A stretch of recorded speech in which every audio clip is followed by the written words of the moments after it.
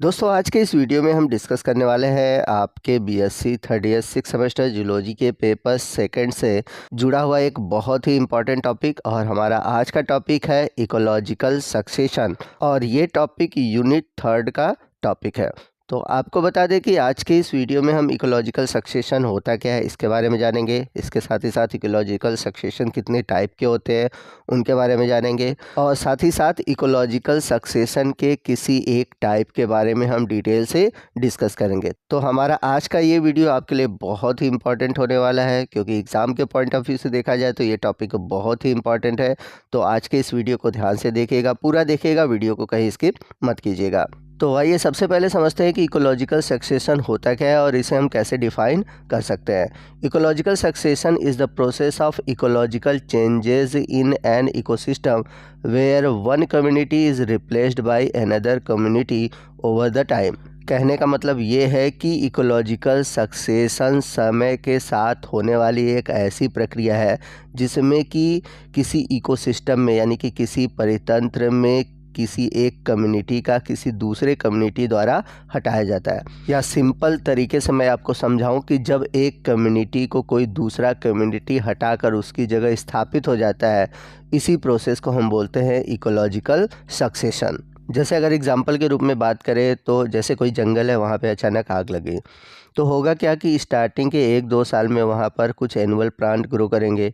फिर वहाँ पर धीरे धीरे 3-4 सालों में ग्रासेस और जो अलग पेरेनियल प्लांट है वो ग्रो करेंगे। फिर लगभग 5 साल के बाद वहाँ पर छोटे पौधे जैसे श्रब है, ठीक, और धीरे धीरे हर्ब, श्रब। फिर जैसे जैसे 10-15 साल होंगे वहाँ पर ट्री और ये अदर प्लांट ग्रो करने लगेंगे। लगभग मतलब कहने का मतलब कि 100-150 साल में वहाँ पर एक ऐसी कम्युनिटी आ जाएगी कि वहाँ पर आपको जंगल दिखाई देगा। आपने ऐसे भी देखा होगा कि कहीं रेलवे स्टेशन के किनारे या कोई सड़क के किनारे आप कुछ समय बाद देखेंगे कि वहाँ पर बहुत सारे पौधे ग्रो कर जाते हैं। तो ये जो प्रोसेस है, मतलब कि खाली स्थान पर या फिर पहले कोई इकोलॉजी थी वहाँ पर कोई नई इकोलॉजी आ जाती है, तो ये प्रोसेस कहलाता है इकोलॉजिकल सक्सेशन। और यहाँ पर मैं आपको ये भी बता दूँ कि इकोलॉजिकल सक्सेशन को हम इकोसिस्टम डेवलपमेंट या फिर बायोटिक सक्सेशन भी कहते हैं। और ये जो सक्सेशन है, ये जो थ्योरी या इसके फाउंडर हैं क्लीमेंट्स। और ये जो इकोलॉजिकल सक्सेशन है ये एक टाइम टेकिंग प्रोसेस है, यानी कि ये नहीं कि कोई एक कम्युनिटी आया और झट से वहाँ पर दूसरा कम्युनिटी आ जाए। एक कम्युनिटी को हटाकर दूसरे कम्युनिटी को आने में लगभग कई 100 साल का समय लगता है। आइए नेक्स्ट हम बात करते हैं टाइप्स ऑफ कम्युनिटी की। तो सबसे पहला टाइप है वो है प्राइमरी सक्सेशन। तो आपको बता दें कि ऐसा इकोलॉजिकल सक्सेशन जो कि ऐसे एरिया में स्टार्ट होता है जहां पर पहले से कोई लाइफ ही नहीं था, यानी कि जो लाइफलेस एरिया है, जब वहां पे सक्सेशन स्टार्ट होता है तो उसे हम बोलते हैं प्राइमरी सक्सेशन। जैसे अगर एग्जांपल के रूप में बात करें, जैसे कोई चट्टान है, पत्थर है, वहाँ पर कोई पहले से तो लाइफ है नहीं। अब वहाँ पर धीरे धीरे क्या होगा, वहाँ पर आपको लाइकेन सबसे पहले ग्रो करेंगे, फिर उसके बाद ग्रासेस, फिर उसके बाद जो हर्ब है, श्रब है, फिर एटलीस्ट लास्ट में आप देखेंगे कि वहाँ पर क्लाइमेक्स कंडीशन में वहाँ पर बड़े बड़े ट्री ग्रो कर जाएंगे।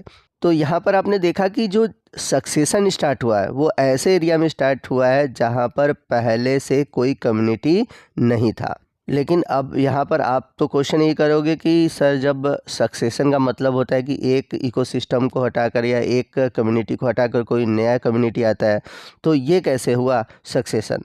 तो यहाँ पर ये तो आप देख सकते हैं कि जैसे कोई प्लांट नहीं था, पत्थर थे, अब वहाँ पर लाइकेन आया, अब लाइकेन को हटाकर क्या आया, ग्रासेज आए, फिर हर्ब आए, ठीक, हर्ब को हटाकर ट्री आया।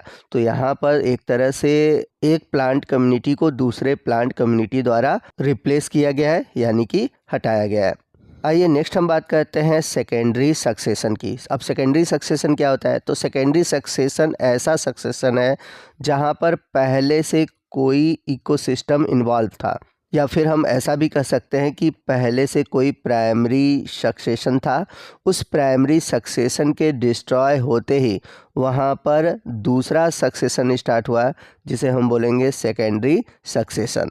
जैसा कि मैंने पीछे भी आपको एक एग्जांपल बताया था कि जैसे कोई जंगल है, वहाँ पर आग लग जाए तो जाहिर सी बात है, आग लगा तो पहले से ही वहाँ पर कोई कम्युनिटी थी।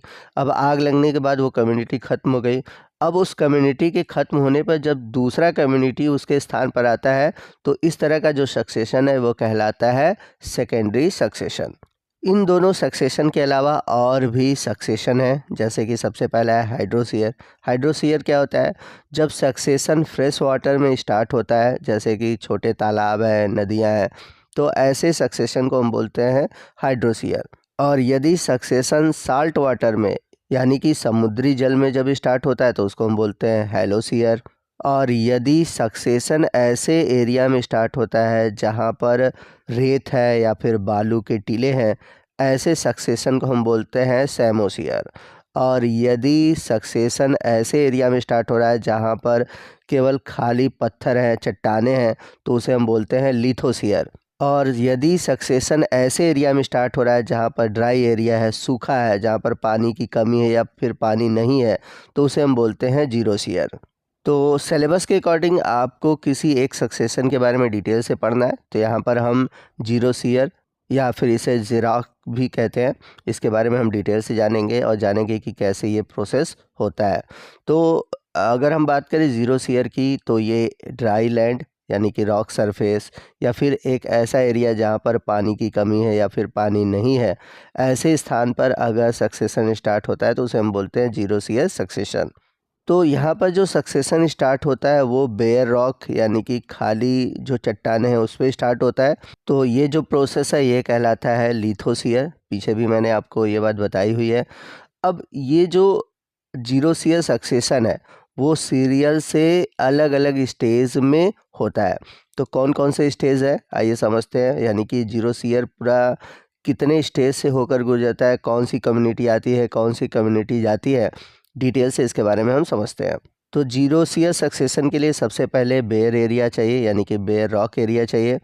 अब उस पर सबसे पहले जो ग्रो करते हैं यानी कि जो पायोनियर कम्युनिटी होती है, जो कि एक तरह से कम्युनिटी को स्टार्ट करती है, वे होते हैं लाइकेन और मॉसेस। फिर धीरे धीरे अलग अलग कम्युनिटी आती रहती है और सबसे लास्ट में यानी कि क्लाइमेक्स में वहाँ पर जो फॉरेस्ट है वो ग्रो कर जाते हैं। तो क्लाइमेक्स में वहाँ पर फॉरेस्ट बन जाता है। ठीक, तो अब ये प्रोसेस कैसे होता है? तो जो बेयर रॉक है वहाँ पर सबसे पहले ग्रो करते हैं क्रस्टोज लाइकेन। अब क्रस्टोज लाइकेन ही क्यों ग्रो करते हैं और कैसे वहाँ पर चट्टानों पर मिट्टी होगी, कैसे प्लांट बनेंगे, इसके बारे में हम समझेंगे। तो जो क्रस्टोज लाइकेन है उनकी क्वालिटी होती है कि ये चट्टानों पर ग्रो कर जाते हैं और सबसे बड़ी चीज़ ये होती है कि इनको पानी की ज़रूरत नहीं होती। तो ये करते क्या है कि ये इन्वायरमेंट के CO2 को लेते हैं। ठीक, और अगर वातावरण में नमी होती है तो उस CO2 और वाटर के साथ कॉम्बिनेशन करके कार्बोनिक एसिड बनाते हैं। और ये जो कार्बोनिक एसिड है ये क्या कहता है, धीरे धीरे उन चट्टानों को काटता है, जिससे कि वहाँ पर छोटे छोटे पार्टिकल या कह सकते हैं कि छोटे छोटे चट्टानों के पार्टिकल या फिर मिट्टी के पार्टिकल बनने लगते हैं। जैसे अगर हम क्रस्टोज लाइकेन की एग्जांपल की बात करें, राइजोकार्पॉन, ग्राफिस, ये सभी ग्रो करते हैं। तो सबसे पहले चट्टानों पर कौन ग्रो करता है? Crustose lichen. ये बात याद रखिएगा, इसलिए इन्हें हम बोलते हैं पायोनियर कम्युनिटी। अब बात आती है कि पायोनियर कम्युनिटी क्या है। पायोनियर कम्युनिटी उसे कहते हैं जो कि एक तरह से, पायोनियर का मतलब होता है कि एक तरह से कोई पथ प्रदान करता है, एक मार्गदर्शन करता है। तो एक तरह से देखा जाए तो जो क्रस्टोज लाइकेन है वहाँ पर एक मार्ग बनाते हैं, एक रास्ता बनाते हैं, जिससे कि आने वाले जो प्लांट है वो आसानी से ग्रो कर सकें। क्रस्टोज लाइकेन के बाद आते हैं फोलिएज लाइकेन। तो फोलिएज लाइकेन क्या होते हैं? ये लीफ लाइक स्ट्रक्चर होते हैं और क्रस्टोज लाइकेन के द्वारा बनाए गए जो स्मॉल पार्टिकल है रॉक के, उस पर ये आसानी से ग्रो कर पाते हैं। तो इसका अगर एग्जांपल देखें तो जैसे है डर्मेटोकार्पान, पार्मेलिया। तो आपको बता दें कि ये जो फोलियोज लाइकेन है ये एक तरह से एडवांस लाइकेन है। ये साइज़ में बड़े होते हैं, लीफ लाइक होते हैं और ये आसानी से सबस्ट्रेटम को कवर करते हैं। और जो क्रस्टोस लाइकेन ख़त्म होते हैं या वो सड़ते हैं तो उनके ऊपर ये ग्रो करना स्टार्ट कर देते हैं। तो क्रस्टोज लाइकेन की तरह फोलिएज लाइकेन भी कुछ केमिकल सिक्रीट करते हैं, जिसकी वजह से वेदरिंग होता है, यानी कि चट्टानें धीरे धीरे कटती हैं और सॉइल का जो होता है फॉर्मेशन होता है। और ये जो सॉइल का फॉर्मेशन स्टार्ट हुआ, ये सूटेबल होता है आने वाले अगले कम्युनिटी मॉसेस के लिए। यानी कि अब फोलियोज लाइकेन के बाद नेक्स्ट जो कम्युनिटी आएगी वो आएगी मॉस स्टेज। तो इस चेंज हैबिटेट में सबसे पहले आते हैं जीरोफिटिक मॉसेस जैसे कि पॉलीट्राइकम, टोर्टुला और ग्रीमिया। और ये आते कैसे हैं, तो जब हवा चलती है उस एरिया में तो जो मॉसेस के स्पोर होते हैं वो यहाँ पर पहुँच जाते हैं और जनरली ये रेनी सीज़न में पहुँचते हैं। तो धीरे धीरे रेनी सीज़न में यहाँ पर इसके जो स्पोर होते हैं वो जर्मिनेट करते हैं। और हम सभी जानते हैं कि मॉस जो होते हैं उनके जब स्पोर जर्मिनेट करते हैं तो फॉर्मेशन करते हैं प्रोटोनीमा का। तो मॉसेस के ग्रो करते ही जो लाइकेन थे वो धीरे धीरे ख़त्म हो जाते हैं, सॉइल का फॉर्मेशन होने लगता है। यानी कि जो सॉइल होती है उसकी डेप्थ बढ़ने लगती है, लाइकेन जो होते हैं वो पूरी तरह से ख़त्म हो जाते हैं और जो मॉसेस होते हैं वो पूरी तरह से उस एरिया में फैल जाते हैं। अब धीरे धीरे क्या होता है कि वहाँ पर ऐसा सूटेबल हैबिटेट क्रिएट होता है कि आने वाले जो हर्बेसियस स्टेज है वो आसानी से ग्रो करें। तो मॉसेस के बाद अगला जो स्टेज है वो है हर्बेसियस स्टेज का। तो हर्बेसियस प्लांट के रूप में जनरली वहाँ पे सबसे पहले ग्रास जर्मिनेट करते हैं। और ये जब हर्ब ग्रो करते हैं तो इनकी जड़ें जो होती हैं और भी डीपली अंदर चली जाती हैं सॉइल के या फिर रॉक के, और वेदरिंग और तेज़ी से बढ़ने लगता है। और धीरे धीरे जो सॉइल होता है उस एरिया में इंक्रीज़ हो जाता है। जो रॉक सरफेस होते हैं वो एक तरह से सॉइल एरिया में कन्वर्ट होने लगते हैं।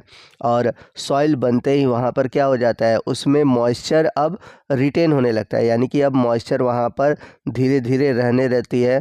तो इस मॉइस्चर की वजह से होता क्या है कि अब जो जीरोफाइट प्लांट थे वहाँ पर, अब वो धीरे धीरे ख़त्म होने लगेंगे। अब वहाँ पर आने वाले समय में जो पेरेनियल प्लांट है, अभी तक तो एनुअल प्लांट ग्रो कर रहे थे, अब पेरेनियल प्लांट ग्रो करना स्टार्ट कर जाएंगे। अब हर्ब के बाद अगला जो स्टेज है वो है श्रब का। तो हर्बेसियस जो प्लांट थे अब वो एक फेवरेबल हैबिटेट प्रोवाइड कराते हैं श्रब को। लेकिन श्रब में सबसे पहले जो स्टार्टिंग में आते हैं वो हार्डली और जीरोफिटिक श्रब आते हैं। फिर धीरे धीरे जो क्लाइमेट ठंडा होता है तो अब आते हैं कोल्डर, मतलब कि सबसे पहले जीरोफाइट, फिर उसके बाद जो कोल्डर श्रब है वो ग्रो करना स्टार्ट कर जाते हैं। तो एक तरह से हर्ब के ख़त्म होने पर वहाँ पर अब श्रब का फॉर्मेशन स्टार्ट हो जाता है। तो जो श्रब होते हैं उनके जो रूट होते हैं वो काफ़ी तगड़े होते हैं, जिस वजह से ये और भी अंदर रॉक के अंदर पहुँचते हैं, चट्टानों के अंदर जाते हैं, चट्टानों को तोड़ते हैं, जिसके कारण अब वहाँ का जो हैबिटेट है इतनी इंक्रीज़ हो गई है कि अब वहाँ पर मिट्टी हो गई है। चूँकि वहाँ पर ये सब प्लांट मर रहे हैं तो धीरे धीरे वहाँ पर अब ऑर्गेनिक एक तरह से खाद का भी फॉर्मेशन हो गया है। अब ये जो पूरा कंडीशन चेंज हुआ है, अब ये कंडीशन सबसे अधिक सूटेबल है फॉरेस्ट स्टेज के लिए। यानी कि अब सबसे जो लास्ट में आता है वो आता है क्लाइमेक्स, और क्लाइमेक्स में वहाँ पर ग्रो कर जाते हैं फॉरेस्ट। फॉरेस्ट का बनना एक सीधा सा अर्थ है कि अब वहाँ पर फॉर्मेशन हो गया है एक तरह से एक क्लाइमेक्स कंडीशन का। और ये जो फॉरेस्ट होते हैं ये एक तरह से एकदम स्टेबल स्टेज है। कहने का मतलब है कि अब वहाँ पर जो आखिरी कम्युनिटी है वो फॉरेस्ट की है। इस तरह से आपने देखा कि कैसे एक बेयर रॉक में एक फॉरेस्ट का फॉर्मेशन हो गया। तो चूँकि यहाँ पर बेयर रॉक से फॉरेस्ट का फॉर्मेशन हो रहा है, ये प्राइमरी सक्सेशन का एग्जाम्पल भी है। और दूसरा चीज़ ये भी है कि ये सक्सेशन ऐसे इलाके में स्टार्ट हुआ है जहाँ पर पहले पानी नहीं था। तो इसी के साथ हमारा आज का ये जो टॉपिक है इकोलॉजिकल सक्सेशन वो ख़त्म होता है। आपको आज का ये वीडियो कैसा लगा कमेंट करके ज़रूर बताइएगा। वीडियो अच्छा लगा हो तो प्लीज़ वीडियो को लाइक करिएगा, अपने दोस्तों में शेयर कीजिएगा। तो दोस्तों मिलते हैं अगले वीडियो में अगले टॉपिक के साथ, तब तक के लिए जय हिंद, जय भारत।